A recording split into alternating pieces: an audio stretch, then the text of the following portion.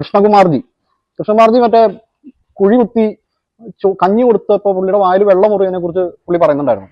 അപ്പൊ ഇത് പറഞ്ഞ കൂട്ടത്തിൽ അതും കൂടി പറയാൻ വേണമെങ്കിൽ എന്താ വെച്ചാലേ, അതൊരു ആചാരമായിരുന്നല്ലോ, ഈ കുഴി കുത്തിയിട്ട് ഇങ്ങനെ കഞ്ഞി കൊടുക്കുമ്പോഴേക്കും ആൾക്കാർ അത് കഴിക്കുന്നു. അപ്പൊ അത് കണ്ടു നിന്ന കൃഷ്ണമാർജിയുടെ വായിൽ വെള്ളം മുറി, കൊതി വന്നു. അതിനുശേഷം കൃഷ്ണമാർജിയുടെ മകൾ എവിടെയോ പോയി മറ്റേ പ്രാവുകൾക്ക് തീറ്റ കൊടുത്തു. അങ്ങനെ ഒരു സീനൊക്കെ ക്രിയേറ്റ് ചെയ്ത് തിരിച്ചടിക്കുന്നു ആരെയൊക്കെയോ.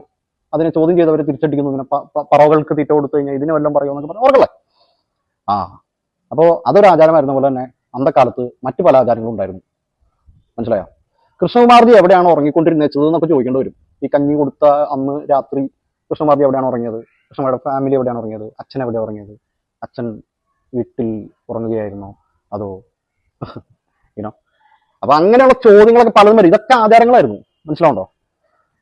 ആ കിണ്ടിയിൽ കുറച്ച് വെള്ളം പിടിച്ചു വയ്ക്കാൻ പറയട്ടെ. ഇവരോടൊക്കെ പറഞ്ഞ ഒരു കാര്യം പറഞ്ഞ ആരും അനുസരിക്കില്ല. പോരാ.